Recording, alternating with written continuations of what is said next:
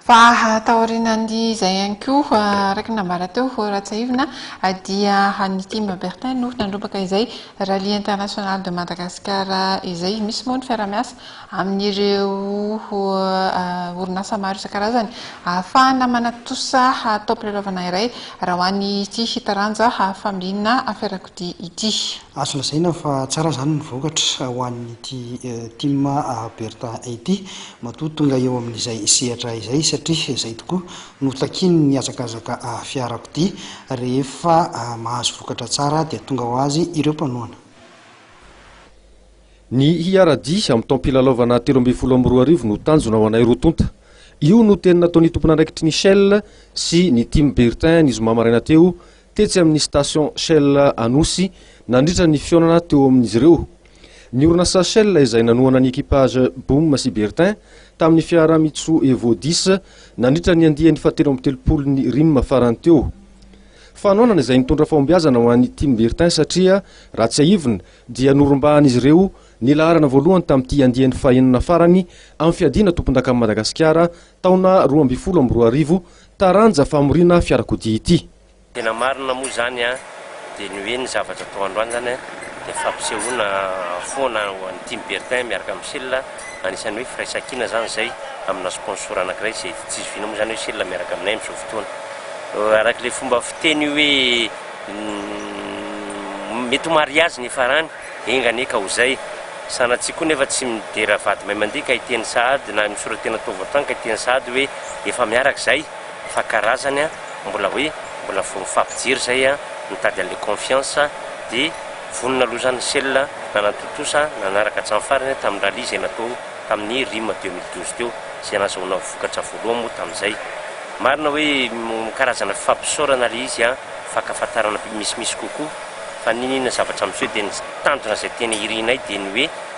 aoka mba hiaraka amin'ny team Bertin tanteraka ny Shell ho an'ny saison 2013 izay ny fanirinay tsy mandidy akory izay na manery fa aloha ny société Shell no andinika an'izay. Faharoa manaraka an'izay ny team Bertin dia ohatran'ny fanao isa-taona sy isaky ny misy événement moa zany dia hoe na mety zavatra natao na tsy mety ny zavatra natao dia toa miezaka foana amin'ny lafiny rehetra zany na social io na amin'ny resaka hoe fiarahana io dia mahafantatra ny tokony ataony izy dia anisan'izany zao zavatra zao hoe fisaorana ho an'ny mécano, fisaorana ho an'ny Shell, fisaorana ho an'ny team Bertin, fisaorana ho an'ny sponsor Shell zany indrindra marina ao ny sponsor Techno, ao ny sponsor CMA dia ao ny fianakaviana, ao ny namana, ao ny organisateur sy rehetrarehetra ianareo journaliste indrindra koa izay manatotosa sy manafana zao karazana information sy renseignement rehetrarehetra sy amin'izay film rehetrarehetra amin'izao zao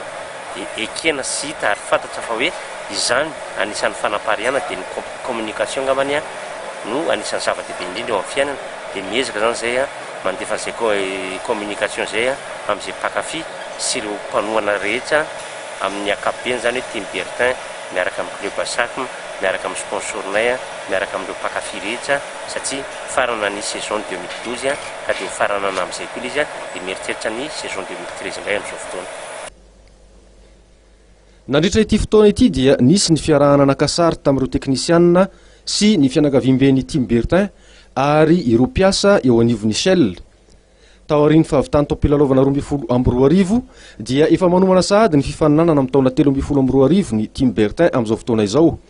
Ny lafiny teknika no tena iompanana izay fanomanana izay. On a déjà commencé à préparer la saison 2013.